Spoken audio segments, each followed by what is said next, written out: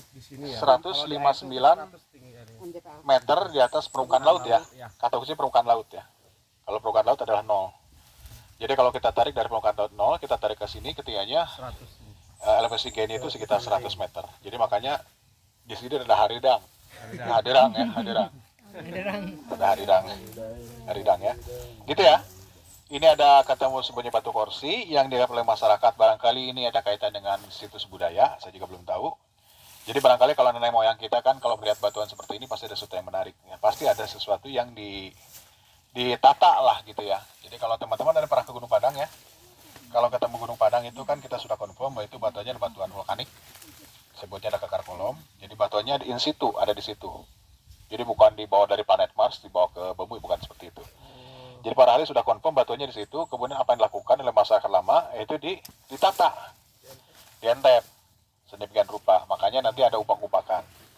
Nah itu budaya yang dikenal menurut para arkeologi itu di Indonesia itu dikenalnya adalah punden berundang. Jadi tidak dikenal namanya piramida. Berbeda konsepnya. Begitu ya teman-teman semuanya ya. Nah kembali ke bentukan-bentukan alam seperti ini, tentunya budaya lama juga menarik. Nah ini belum ketahuan nih, ya belum ketahuan. Apakah masyarakat lama menata ulang ya batu-batu yang ada di sini, kemudian dibikin menjadi sebuah situs keagamaan. Barangkali ada, tapi belum ketemu barangkali ya, masih ada dugaan. Jadi ini masih butuh penelitian ya untuk batu peti. Kemudian kalau untuk batu korsi dia akan muncul karena posisinya ada di jauh, ada di bawah, yaitu di atas sekitar 100 meter di atas permukaan laut, gitu ya. Nah kemudian apa gerangan batuan ini ya? Siapa yang dibantu ini nanti dibantu oleh Kang Zari juga untuk bantu menjelaskan.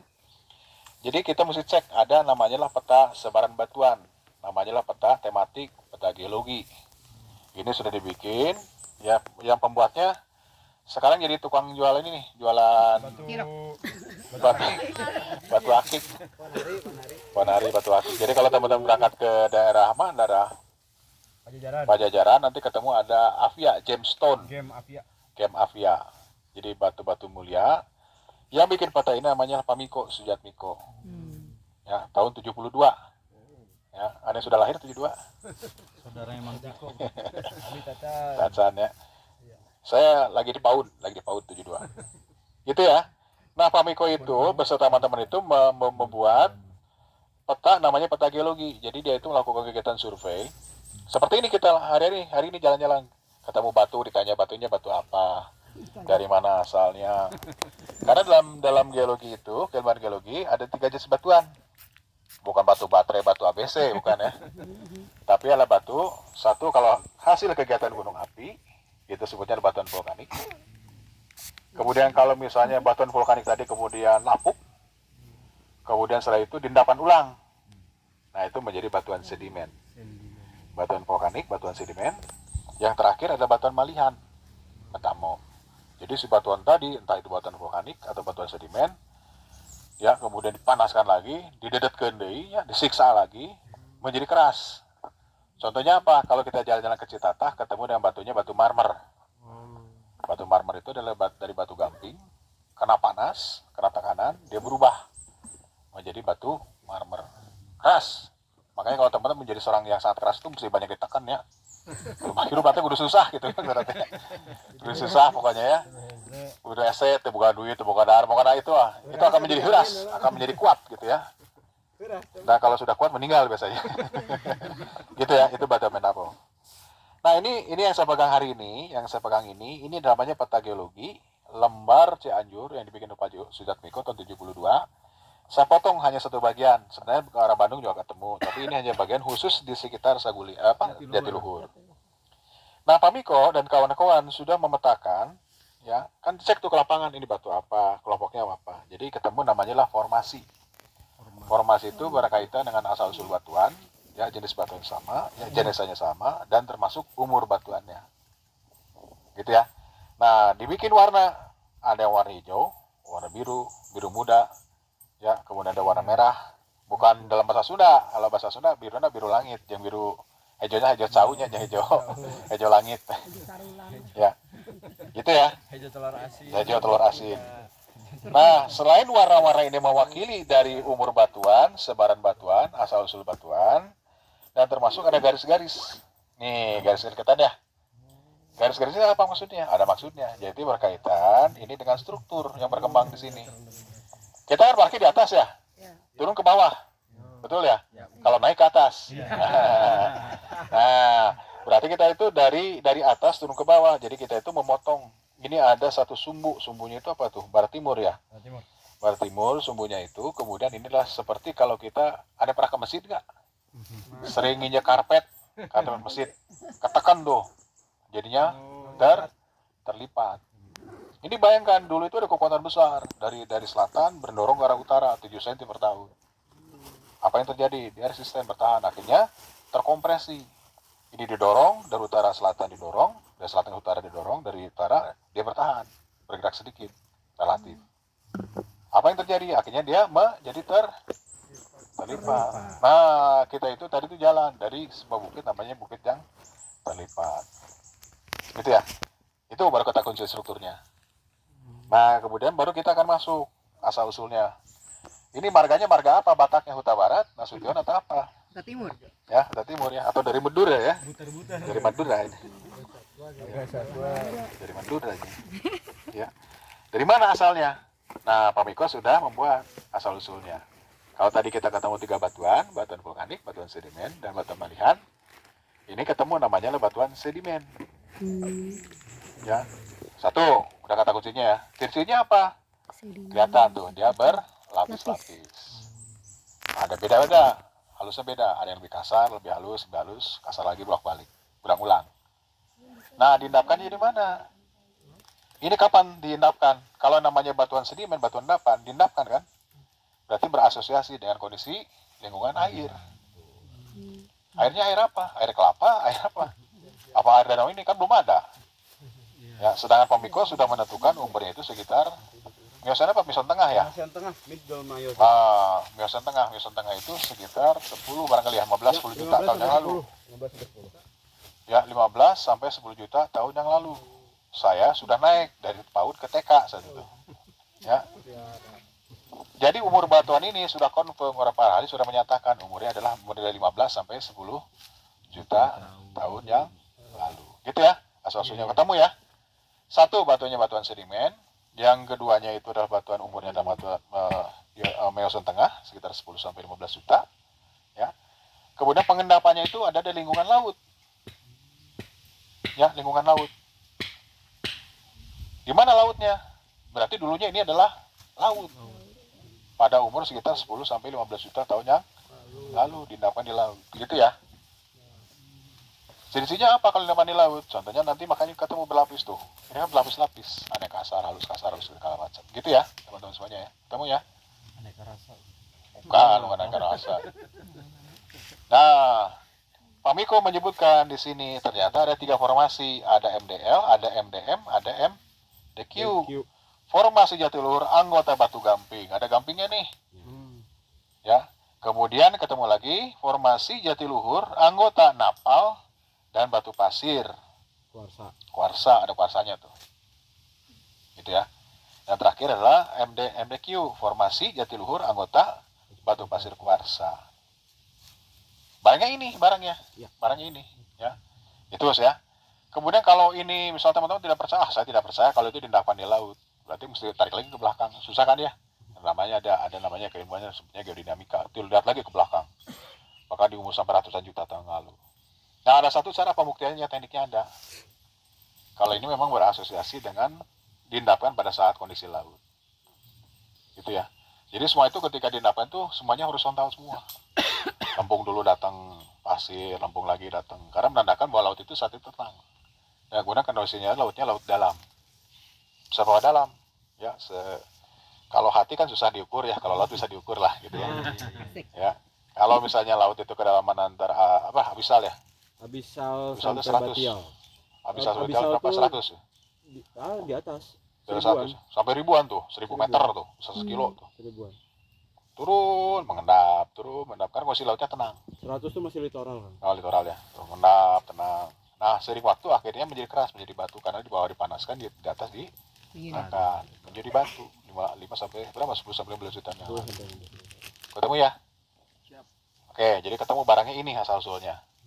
Marganya itu. Ya. Kembali lagi formasi batuan formasi Jatiluhur, ya. Kemudian disusun oleh batuannya adalah anggota napal dan batu pasir kuarsa. Ada kuarsanya nanti di dalam. Gitu ya. Udah tahu kan asal-usulnya ya. Nah, kemudian kok kenapa bentuknya seperti ini? Nah, menarik kan? Kenapa bentuknya kok menjadi seperti peti? Kenapa nanti kalau kita jalan ke daerah bawah itu ketemu itu ada seperti kursi? Ya, kenapa? Bisa seperti itu bentuknya. Berarti itu kejadian berikutnya.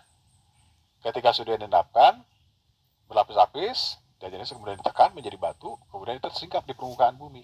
Karena tadi kata kuncinya didorong oleh lempeng samudra yang ada di selatan yang bergerak ke arah utara 7 cm per tahun. Jadi Jawa itu naik. Ya, jadi Jawa itu naik. Jadi kalau tadi saya tanya berapa ketingginya 100 meter di atas permukaan laut, berarti naik tuh sekitar 100 di batuan ini. Dulunya itu di bawah 1000 ada sampai berapa? 2000 ada ya? Apa teh? Abisal itu. Oh iya, 2000-an. 2000 Ya, sampai 1000 2000 meter di bawah permukaan laut, tiba-tiba dia naik ke atas. Sekarang ada di atas ketinggian sekitar 100 meter di atas permukaan laut. Siapa yang angkat? Kan gitu ya. Ya, aloha tuh pastinya ya, aloha ya. Oh, saya beres ya sama aloha ya. Gitu ya teman-teman semuanya.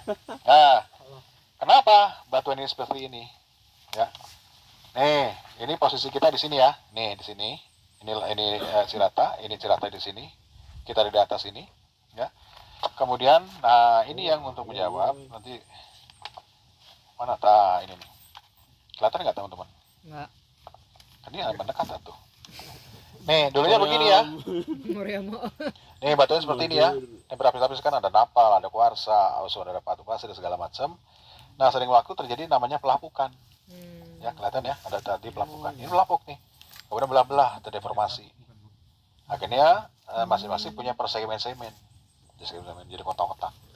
Jadi dulunya itu adalah semuanya datar aja semuanya, satu masif sifatnya. Bikin geng.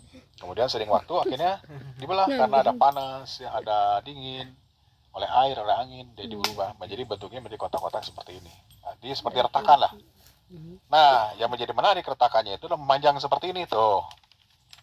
Memanjang-panjang seperti ini. Apa yang membuat dia menjadi panjang-panjang seperti ini? Kita kan naik dari atas, ada bukit namanya bukit yang terlipat oleh gaya. Lipatan yang tadi. Oleh gaya tadi tuh akhirnya menjadi mendorong. Ini menjadi berita itu jadi patah-patah, deformasi, fracture. Itu yang dibilang tadi gayanya tidak ini ya, tidak rata. Betul. Nah, itu jadi terlalu banyak gaya sebenarnya. Nah, benar. Kebanyakan Kebanyakan gaya jadi retak. Kita di mana ini ya? Oh. Lagi terendam. Oh, tapi kerendam. Nah, ini kalau lagi surut lagi gini nih bagus. Nanti kita cek sedikit ke sana. Gitu ya teman-teman semuanya ya. Oke ya, jadi kata kuncinya kalau teman-teman semuanya ditanya, bisa jadi kalau untuk bicara masalah budaya barangkali ya kan belum ketemu ya. Iya. Jadi masih membuka peluang kepada teman-teman semuanya untuk bisa menyampaikan kepada tamu nanti ya barangkali mungkin ini bisa jadi ada sebuah situs megalitik, tetapi kan kita belum tahu, mesti ada penelitian. Ada buktinya apa? Mesti ada peradaban, ada tinggalannya. Ya, kemudian berikutnya kalau bicara tentang secara fisik atau secara kebumiannya, ini batu itu dulunya ada di bawah permukaan laut, di kedalaman tadi tuh 1000 sampai 2000 meter Di di bawah permukaan laut. Sering waktu terangkat ke permukaan sekitar 100. Siapa yang ngangkat? Tektonik tadi. Dan alo wayat ya. Alo mah sudah adil lah. Ya. Jadi dulu ada sebuah kekuatan tektonik ya, namanya lempeng benua yang ada di sebelah utara, sebelah selatan bergerak ke arah utara 7 cm per tahun. Indo-Australia namanya. Kemudian menyusup di bawah lempeng benua Eurasia atau benua yang kita itu ada di ujungnya benuanya Eurasia. Nah, itu yang terangkat ke atas. Gitu ya teman-teman semuanya. Udah ketahuan ya asal-usulnya? Udah kenalan kan sama batuannya? Nah, Kang Zarin akan tambah lagi nih untuk membuktikan bahwa ini batuannya batuan seperti apa. Maka Kang Zarin. Oke. Kan serang heula tuh. Keprok lah tuh. Dulu dong. Terima kasih Kang Neni.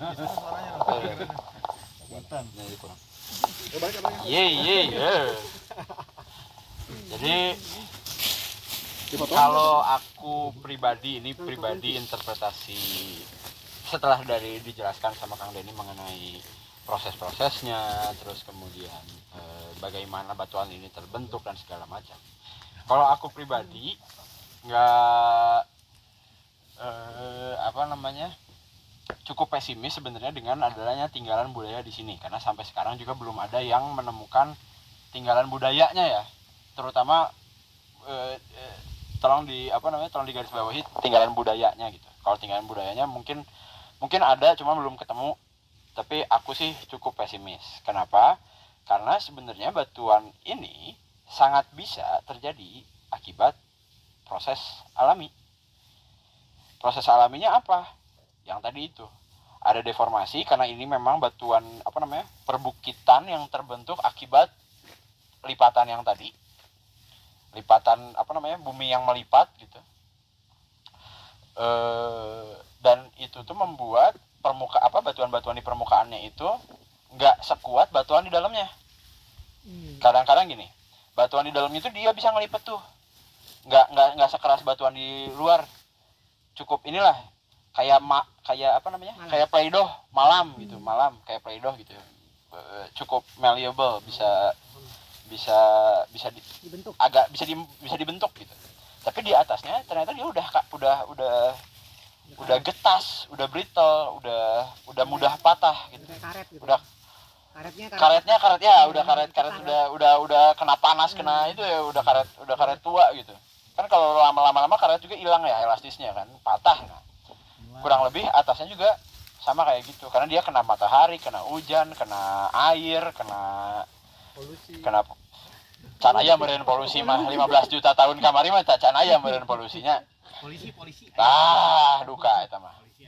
Nah, itu. Jadi aku cukup pesimis sebenarnya untuk karena ini sangat mudah secara alamiah tuh bisa banget gitu.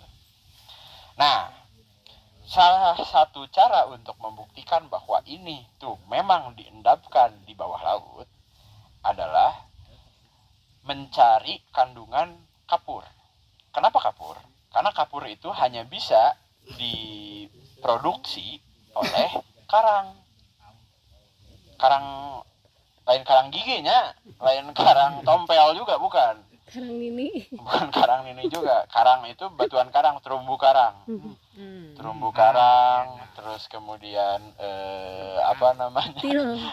atau cangkang kerang begitu. Berarti kan otomatis mereka tuh hidup di bawah permukaan laut kan. Nah, itu kapur itu hanya bisa diendapkan atau hanya bisa diproduksi di bawah permukaan laut. Nah, kapur itu secara kimiawi punya rumus kimia, ya agak teknis sedikit, mohon maaf. CaCO3 alias kalsium karbonat. Nah, kalsium karbonat itu bereaksi dengan HCl. Ini HCl 0,1 molar. Nah, HCl itu kita teteskan. Nah, sieu mah geus apal bisa nanti da budakna boga di daerahna aya. Kita teteskan kepada batunya dan dia akan bereaksi seperti apa, kita lihat sama-sama. Yuk dilihat jika tukang obat ya mah urang. Obat tahun urang atuh. Bentar mau. Dok, sini. Si Erek ningali, shooting. Ayo. Prok jadi apa? Apa ya? Ayo prok. 3 2 1. Jadi mendidih. Jadi CaCO3 itu bereaksi dengan dengan HCl dan membentuk H2O. O2. Oksigen. Nanti dia akan keluar gas-gasnya. Makanya dia akan menimbulkan buih-buih. Lagi. Ya. Iya.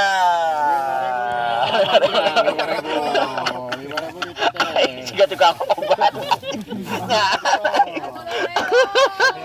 Bayar. Gitu.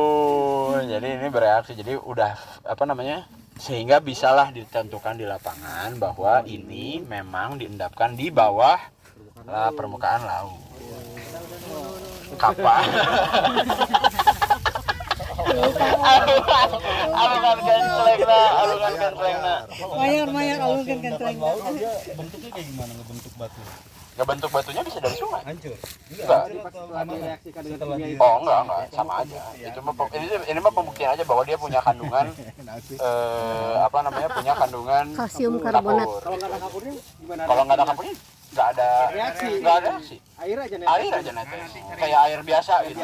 Kayak biasa. Mendidih itu berarti Kalau mendidih itu berbuih gitunya, Berbuih, maksudnya ya. berbuih. itu reaksi. Itu berarti bereaksi gitu. Dia punya ada kapurnya gitu. Ya kurang lebih kayak gitu sebenarnya, simpelnya kayak gitu. Kalau kita simplifikasi sebenarnya kayak gitu secara umumnya. Cuman kalau kita bicara secara geologi, ya itu cukup penting. Kenapa? Karena kita bisa tahu dalam tanda kutip lah, oh ini lingkungan pengendapannya lingkungan pengendapan laut gitu. Diendapkannya di laut gitu. Ya, cara berenang. Lautnya mau sedalam apa, itu tuh bisa kita lihat dari Batas fosil Purwakarta. sebenarnya. Purwakarta. Fosil. Tapi kan fosil kan tidak semudah itu ya kita mencarinya ya. Biasanya fosil-fosil tuh kita sampai misalkan ini batu nih, diambillah satu hand specimen gitu ya, masukin ke laboratorium, kita direndos, dicari keong-keong kecil, keong-keong mikroskopik yang biasanya suka ada nyampur sama pasir. Nah, si keong-keong mikroskopik itulah yang bisa kita dating alias kita bisa umurkan gitu. Kurang lebih seperti itu. Gitu. Nah, terus kemudian formasi Jatiluhur sendiri yang tadi dibicarakan, ada 3 anggota kan, ada yang bilang anggota batu gamping, ada anggota napal dan batu pasir kuarsa, dan batu pasir kuarsa aja. Nah, kemungkinan di sini mah batu pasir kuarsa aja atau enggak batu pasir yang napal. Napal itu apa sih sebenarnya napal? Ada yang tahu napal? Enggak, what is that? Napal. Mau nanya jurik napal kan. Napal. Kaimah napal. Napal. Itu nempel ya? Napal itu apa itu? Tempelan. Napal. HP merek HP. Eta Nepal negara. Napal itu sebenarnya adalah batuan gamping juga, tapi 70% kalau sebuah batu disebut batu gamping itu 90 plus 90 plus berarti di atas 90% kandungan kalsium karbonatnya, kandungan kapurnya. Napal itu 50 sampai 90. Nah, di bawah itu dimasukkan ke dalam anggota batu pasir. Gitu. Jadi kurang lebih ini mah tengah-tengah lah gitu. Rek di beja batu gamping tapi da can kapur kabeh, can jadi kapur. Rek di beja non batu pasir tapi kandungan kapurnya banyak. Jadi disebutlah di tengah-tengah itu namanya napal alias marl. Kalau bahasa Inggrisnya MARL, marl. Gitu. Terus apa lagi ya? Itu udah. Onde, Mang. Siapa dongeng teh Abah? Ya, dari sisi budayanya. Sini. Di film mah apa sih? Di film. Bilih terang, abi ge hoyong terang soalna. Ngadongeng Bah, ieu naon Bah? Ayo. Ya, TV1. TV1. Di shooting. Wios. Shooting ieu ku uka-uka. Tengahnya kita naon sok. Ya, Nanti Maksiko wisata malam. Dia. Oke. Baik. Kayak dia ajar. Kali Bah, ngadongeng naon di dieu? Itu naon di Bah? Yang menjadi energi. Nggak mau ditanya. Taros kemampuan paling Pak. Masih aktif ada ini. Gitu karena itu kan kalau dari ilmu geologi seperti itu, tapi yang perlu juga kita sampaikan kepada tamu. Tapi dari ilmu budaya atau dalam tanda kutip geowisata kan salah satunya adalah geoplus.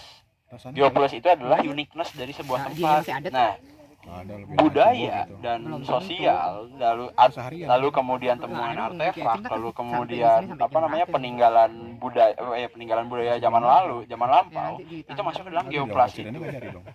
Kadang-kadang tuh kita kadang lupa, terutama buat aku yang latar belakangnya geologi gitu ya, kita selalu terjebak sama istilah-istilah teknis, dan kadang-kadang buat orang-orang mah tengah ngerti naon sih ieu teh gitu. Ngomong apa sih? Ngangong-ngangong Anda gitu. Tapi tapi buat orang geologi lagi mah tertarik pisan, menarik gitu ya teh. Tapi ke orang awam teh naon sih ieu bedana gitu. Nah, geoplus ini contohnya peninggalan budaya, lalu kemudian cerita sejarah tadi kan kita sampaikan di Cikau Bandung di yang sungai, tentang sejarah kopi, tentang sejarah apa, itu sangat bisa untuk dijadikan hal yang menarik. Nah, iya sakantenan. Sok mangga lah. Udah deh. Karena ping itu punya lah. Udah deh. Jual nggak?